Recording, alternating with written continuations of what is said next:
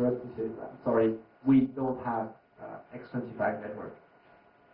Okay, so turn the laptop and connect to this. Does that login screen looks familiar? And then I see two engineers from the telco team turning green. And yeah, it's our DSC, but how did you get there? It's completely filtered. Yeah, but you have X25 over TCP, ZOT, and this gives you access to the whole X25 network. So from any even intern or printer on the IT network, you can directly connect through X25 to the BTS and DSC.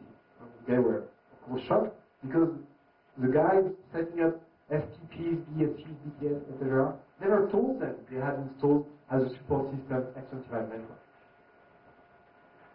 Then you have perimeter, is that each of these equipment is on one specific perimeter. This perimeter can be international, that's your interconnection to the outside world, and that's one addressing plan. So really we are talking about a kind of map here. National is all the other equipment from other national operators. And then, oh, I'm sorry, national 0 is internal network, and national 1 is country specific. So here we're speaking about 3 big perimeters, but there can be others. For example, they subdivide usually internally the perimeter of the internal between the network that can be reached for international connection and the network that can be reached for example, all the radio connections. So each perimeter needs its own scanning and needs, of course, a lot of automation. You don't want to be doing that by hand.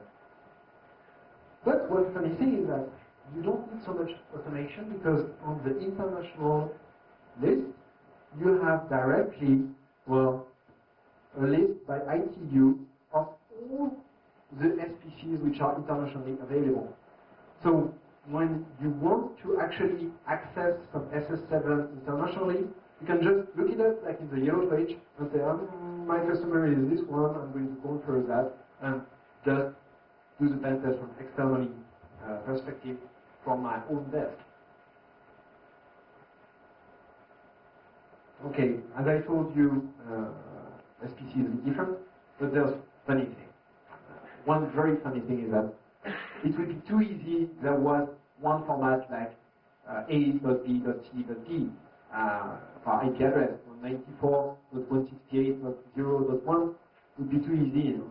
Here, there are 3 formats, or even 4. But we don't talk about ANSI, it's phasing away, it's only for the US. Decimal, so you have to connect to 15372, which is one address, or you can connect to 3-2-1, which is another way to represent things. But there's 2 ways to represent things, which is 3-bit, 8-bit, 3-bit, or 5-bit, 4-bit, 5-bit. So sometimes you don't know in which addressing plan, so to which decimal any SPC converts. Very dumb, source of confusion.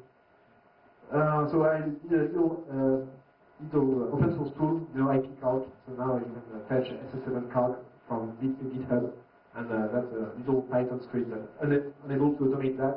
And you can automate through a whole list of SPCs that you're seeing. So very simply, you can say, okay, they are not using 383, they're using 545, because otherwise the addressing plan would be completely split over big numbers of decimal numbers, and usually they are grouped. So you can easily find the kind of addressing that is there.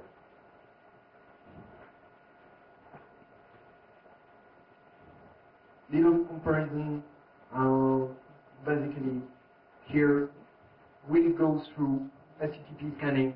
Okay, good. Then ping scan, we are going to speak about M3 UA scanning. So that's the encapsulation layer that enables you to carry SS7 over IP. Then if you want to do some ping scan, well, the equivalent using TCP/SYN is to use the services themselves, the higher level services. You're going to be using some DPC scanning, but at a different level. So you can enumerate machines through ORP, or you can enumerate them through TCP scanning. That's the same.